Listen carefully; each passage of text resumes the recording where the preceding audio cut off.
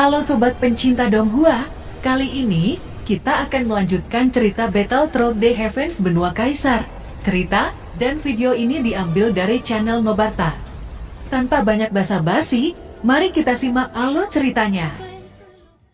Melanjutkan dari cerita sebelumnya, sangat tidak terduga bahwa Anda adalah murid yang diterima oleh seseorang dari cabang Yausaya. Saya akan menerimamu sebagai murid dan ketika gurumu Yalo datang, orang tua itu akan memberikan ganjaran kepada saya atas merawat muridnya. Ucap Patriark Yaotian tertawa terbahak-bahak. Cinta Klanyo kepada Xiaoyan juga membuat Zeni menghela nafas lega. Dan memiliki hubungan yang begitu dekat dengan Klanyo itu akan sangat membantu masa depan Xiaoyan. Saya tidak banyak berpikir setelah menyadari ikatan Klanyo di benua Kaisar dan Yalo di benua Douqi. Anak baik, lihat kamu terburu-buru. Ketika Anda menerima saya sebelumnya Anda masih begitu khawatir. Karena guru Anda berasal dari cabang Klanyo, maka saya akan menjadi guru Anda. Merupakan kehormatan besar bagimu untuk menerima saya sebagai guru. Selain itu lelaki tua ini tidak pernah menerima murid. Ucap Yaotian tertawa lepas. Meskipun kata-kata Yaotian kasar, Xiaoyan harus mengakui bahwa itu sangat dibenarkan. Selain itu, begitu Yalo menerobos Doudi dan datang ke daratan Doudi, dia bisa bergabung dengan klan Yao. Dan masa depan guru tidak akan terbatas. Ini adalah sesuatu yang ingin dilihat Xiaoyan. Baiklah, saya menerima Anda sebagai murid. Tetapi dengan syarat bahwa saya akan menjadi murid dalam nama. Ucap Xiaoyan. Saya setuju. Ucap Yaotian. Yaotian sangat senang melihat ini. Ada satu hal yang harus saya katakan, saya harap Anda siap secara mental. Pil jiwa di mata orang luar adalah obat mujarab dari benua Kaisar. Sebenarnya ini bukan masalahnya. Dan ini hanya memiliki kemungkinan kebangkitan tertentu. Ucap Yaotian. Yaotian menatap Xiaoyan dengan tatapan khawatir di matanya. Mengapa guru tidak mengatakannya sebelumnya? Ucap Xiaoyan. Yaotian menatap Xiaoyan dan perlahan-lahan berkata, nasib ini bertentangan dengan kehendak langit.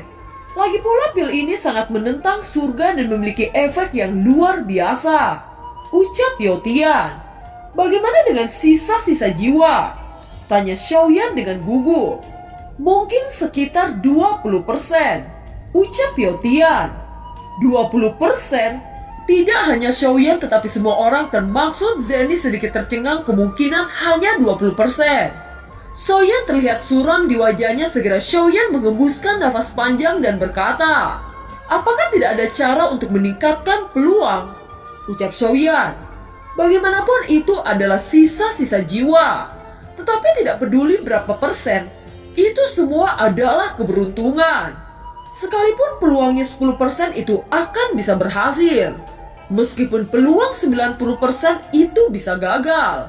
Semua tergantung keberuntungan. Ucap Yaotian. Xiaoyan, Anda tidak perlu berkecil hati.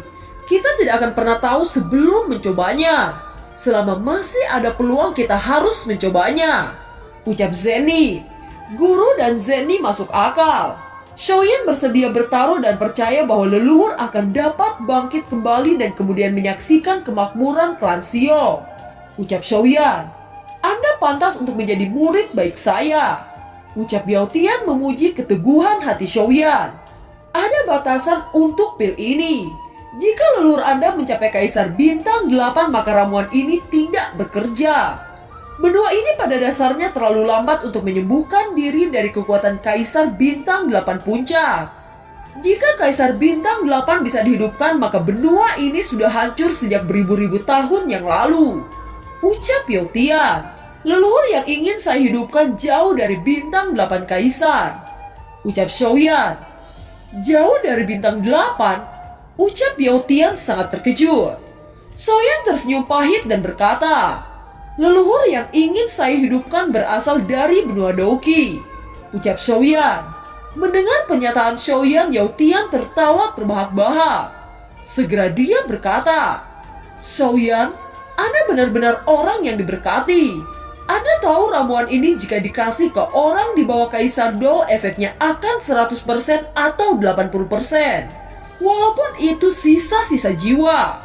Ucap Yotian. Benarkah? Ucap Xiaoyan sangat gembira sampai memeluk Zenny. Zenny yang sadar dipeluk Xiaoyan wajahnya menjadi merah merona. Itu tentu saja. Anda tidak perlu khawatir memikirkan berapa banyak energi yang dibutuhkan untuk Douseng. Bahkan kebangkitan Kaisar Dou tidak akan menjadi masalah apalagi Douseng kecil. Ucap Yotian. Semua orang merasa lega. Dan semua kerja keras Xiaoyan akhirnya dibayar dengan kebahagiaan. Terima kasih guru. Xiaoyan akan selalu mengingat kedermawanan guru. Ucap Xiaoyan tersenyum. Zenny tersenyum merasakan kegembiraan Xiaoyan. Xiaoyan, masih ada beberapa hal yang harus disiapkan. Karena pil kehidupan terlalu kuat bagi Douseng, jadi saya memerlukan bahan pil untuk menghilangkan energi yang berlebihan. Ucap Yotian. Tolong katakan bahan pil apa yang diperlukan. Ucap Xiaoyan. Nama bahan pil ini disebut Mengcao. 3 buah terhubung dan daunnya bersebelahan. Selama Anda melihatnya, Anda dapat mengenalinya secara sekilas. Namun bahan ini tidak mudah ditemukan. Menurut pengetahuan orang tua ini, bahan ini tumbuh di tanah ilusi. Dalam beberapa tahun terakhir, karena beberapa perubahan di daratan Dodi, tanah ilusi ini telah diperkirakan akan segera dibuka. Ini merupakan berkah Anda dan Anda dapat masuk mengambil bahan pil ini. Akan tetapi tempat itu sangat berbahaya di mana orang kuat yang berkuasa. Banyak bakat muda yang tak terhitung jumlahnya dari benua kaisar yang akan membanjiri ke dalamnya. Selain itu, di sana terdapat banyak binatang buas. Mereka yang memasuki tanah ilusi akan menghadapi pembunuhan tanpa akhir. Ucap Yotian. Mendengar kata-kata ini, Xiaoyan mengangguk. Baik Nan Erming dan Ziyin tahu tanah ilusi ini. Ketika tanah ilusi terakhir kali dibuka, mereka hanya bintang di tahap akhir dan tidak berani masuk. Sekarang mendengar Patriark Klan Yao mendorong Xiaoyan untuk memasuki tanah ilusi ini, punggungnya berkeringat dingin. Bahkan hati Zenny sedikit bergetar. Dia tahu betapa bahayanya tanah ilusi itu. Meskipun dia belum pernah ke sana, dia masih tahu tanah ilusi ini tempat putus asa bagi Kaisar Bintang 4 untuk naik Kaisar Bintang 5. Tidak bisa dibayangkan darah yang mengalir di tanah ilusi itu. Bahkan jika dia lebih kuat dari Xiaoyan, dia tidak bisa menjamin bahwa dia bisa keluar hidup-hidup. Dikatakan bahwa tanah ilusi dibuat oleh keberadaan puncak Dou Xian tahun itu. Tanah itu sudah ada sejak zaman kuno. Jika Anda takut mati, maka Anda tidak perlu pergi. Ketika lelaki tua ini memasuki tanah ilusi, sebatang tongkat kayu milikku ini menghantam banyak lelaki kuat dan jatuh ke air. Itu membuat saya dijuluki jenius tak tertandingi dalam satu gerakan. Anda adalah murid orang tua ini. Jika Anda tidak pergi kemana wajah orang tua ini akan ditaruh.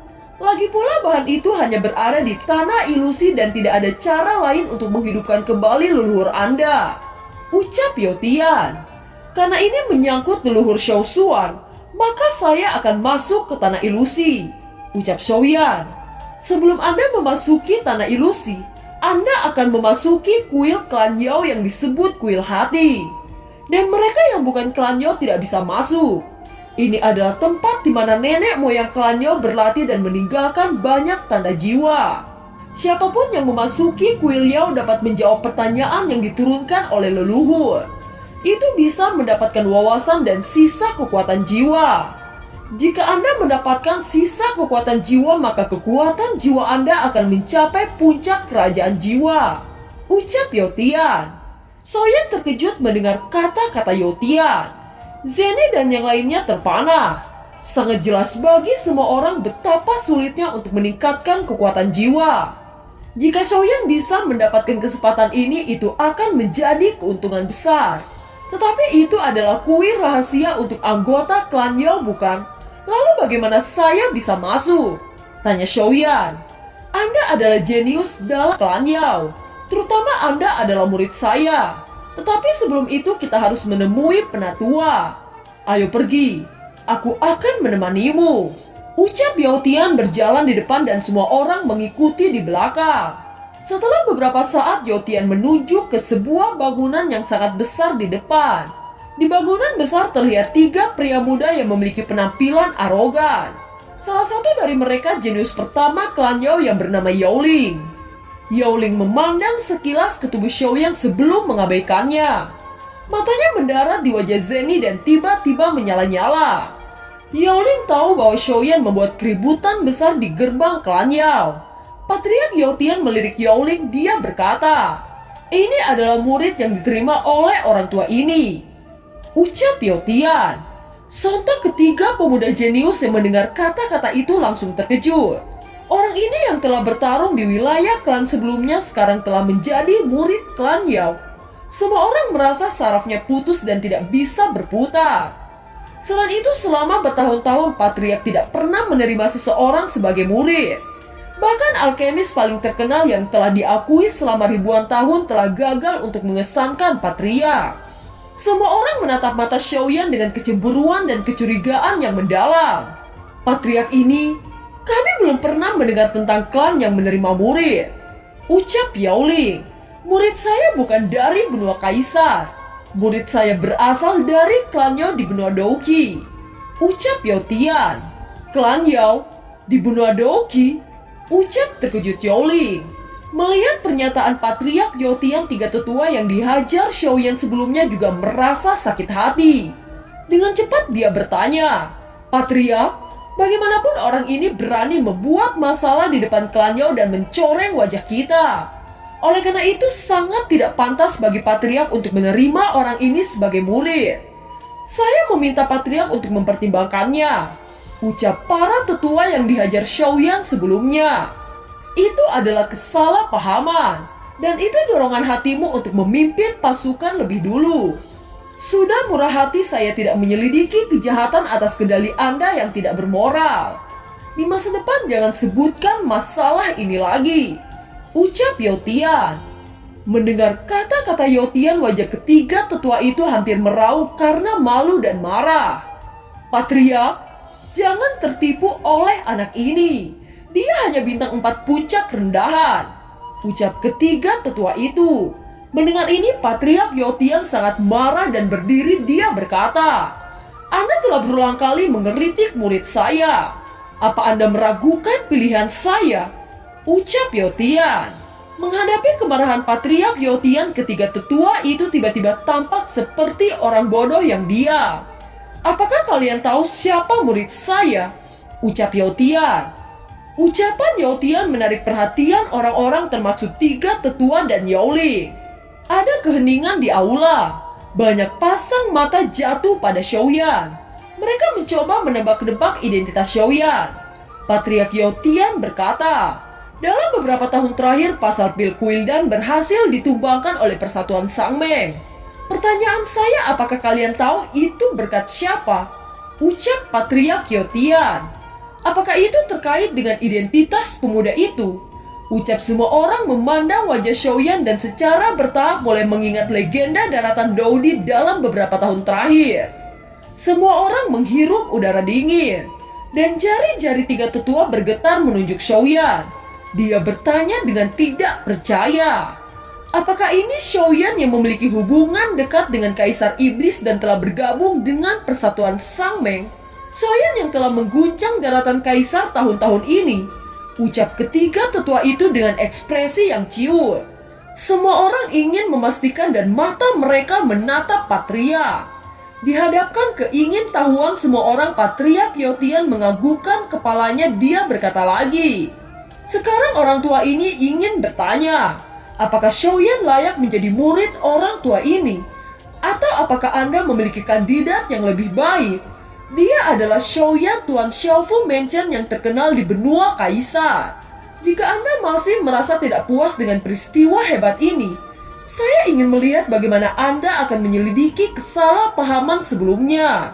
Tentu saja jika Anda menyinggung Xiaoyan, itu sama dengan Anda akan menempatkan klan Yao bermusuhan dengan Sangmeng dan Kaisar Iblis." Ucap Yaotian. Jadi dia Xiaoyan yang terkenal di benua Kaisar. Dia memang layak menjadi murid Patriark. Selain itu, seperti kata Patriark Klan, jika Xiaoyan benar-benar tersinggung, itu sama dengan menyinggung dua kekuatan besar di belakang Xiaoyan sekaligus. Dan itu bukan lelucon, ucap semua tetua. Zenith tersenyum dan menoleh ke arah Xiaoyan.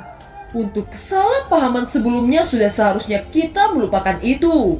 Sebagai murid dari klan Yao, saya harus menghormati beberapa tetua klan. Sekarang saya menjadi murid Patriark Yao Tian. Dan saya berharap semua peristiwa tidak menyenangkan akan hilang seperti angin dan tidak mempengaruhi perasaan semua orang. Ucap Xiaoyan memberikan kesopanan kepada mereka. Dan film pun berakhir. Terima kasih telah menyimak dari awal sampai akhir ya. Sampai jumpa.